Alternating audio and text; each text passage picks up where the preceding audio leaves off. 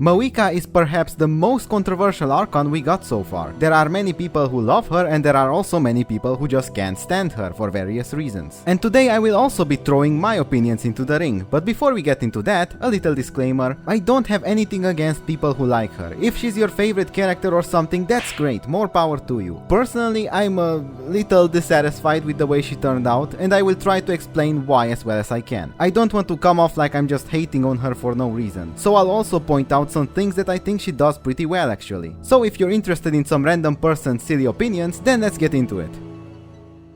Ever since I first started playing Genshin and learned about all the Archons and regions, Natlan and especially its Archon was the one I was most excited about because the ruler of the nation of war, so basically the god of war, sounds like such a badass title. How can you not be excited when you hear that? So suffice to say, I was really excited when I clicked on this video. But as soon as I saw this design, my mind just couldn't register that this was the Archon. I thought she'll just be the announcer for the fights or something. Until I went to the comments and to my surprise, everyone was calling her the Archon, and I still didn't want to believe it, so I had a headcanon that this wasn't the real Archon. And I gaslit myself for weeks until I saw her go toe-to-toe with Capitano in the Archon quest. Only then did the disappointment hit me as hard as Raiden hit Senora. Let's get into why this character design fails miserably at showing you what Mavuika is supposed to be. What is a Mavuika? Who is she? She's the leader of Natlan, the nation of war. She was once a regular human, but because of her unmatched strength in combat, she managed to become a god that rules over Natlan with passion and strength, constantly pushing herself to fight back the abyss together with her people. Sounds really badass, doesn't it? I actually agree. Sounds like a really strong and badass warrior. So what should a character like this look like? Well, she probably has some armor, right? A character that's all about fighting should be wearing some kind of protection, even if it's just a little bit. Maybe some scars and bandages, which would be a sign of previous battles, because why not? Just look at Raizdi, he looks badass with them. Your mama has them too. Not sure why, but it looks good. It's a cool way of showing off her experience in combat. Maybe even some muscle definition, something like this, or this. I'm sure there are other elements the design of a god of war should have, but these are the most obvious ones to me. You would think that Mavuika, the god of war, would have at least one of these elements in her design. At least one.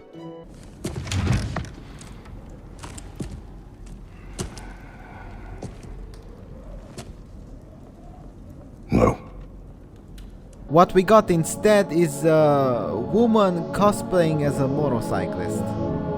Why? This is not a badass warrior, this is not a god of war. What makes this even worse is that she looks so out of place when compared to everyone and everything in Natlan because of her bike and this weird skin-tight suit that covers up her body everywhere except her back and tits. Which is fine, but why isn't the god of war showing off things that would project power like arms, abs and thighs? You know, where normally muscles would be. Show me the guns, Mavuika, where are they? Why is the feeble scholar showing them off but not the god of war? This design killed all the excitement I had for this character, because she's not designed to be a god of war. She is designed to be a sexy motorcyclist and nothing more. To me, it really feels like Hoyo did not give a single fuck about her lore when they designed her. All they cared about is making her look good on a motorcycle, which is so disappointing because she could have been so much more than this. Even her old outfit is much better at representing who she is supposed to be than her current one, because at least she somewhat looks like a warrior here.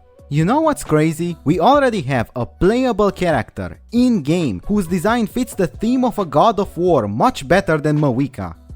Dia.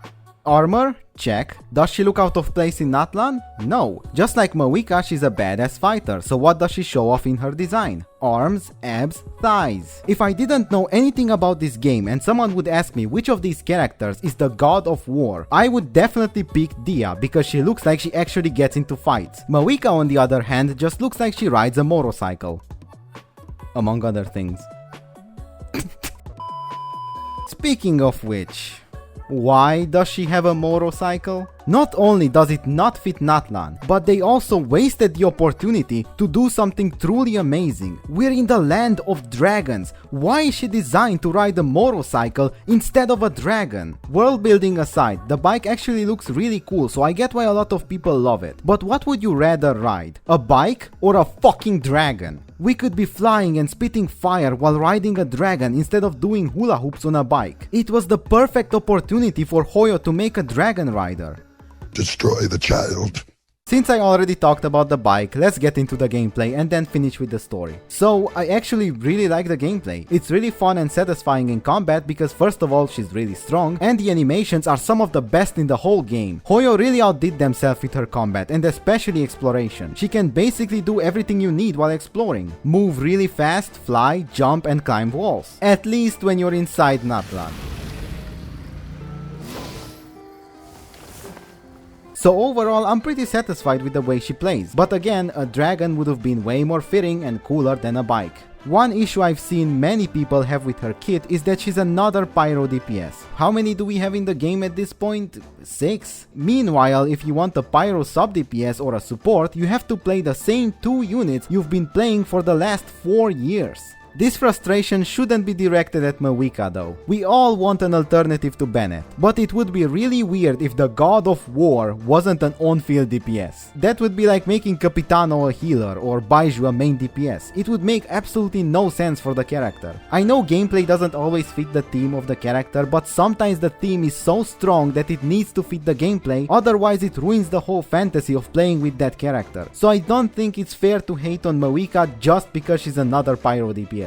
Narrative-wise, I think she's not bad, but kinda lame. She had some hype moments for sure. Punching the sky is cool, her speeches are cool, but as a character she's really bland, at least compared to previous Archons. She's really nice, flawless, perfect, everything works out for her, she's always right and everyone loves her. I don't find this very interesting. I thought the reason she was portrayed this way is because she was going to die at the end, so we would have remembered her fondly as a perfect Archon who sacrificed everything, even her life, to save her nation.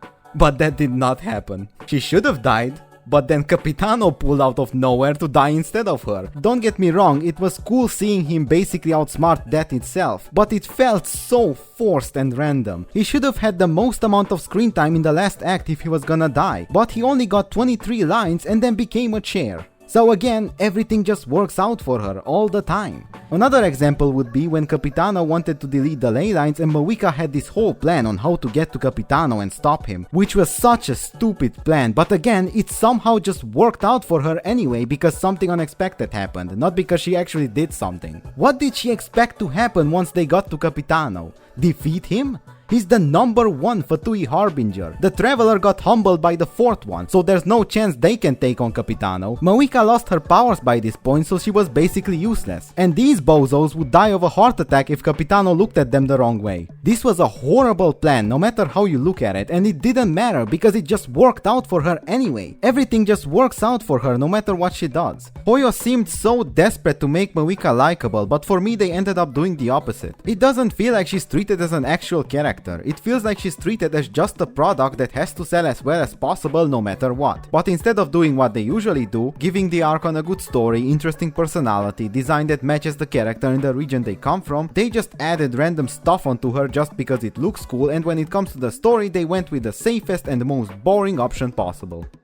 Okay, I think I'm done ranting. And again, I have nothing against anyone who likes her. I really wish I liked her too, because I really wanted to like her. Anyway, do you agree? Do you disagree? Let me know in the comments, because honestly I'd be happy to read about it. Thanks for watching, I'm out.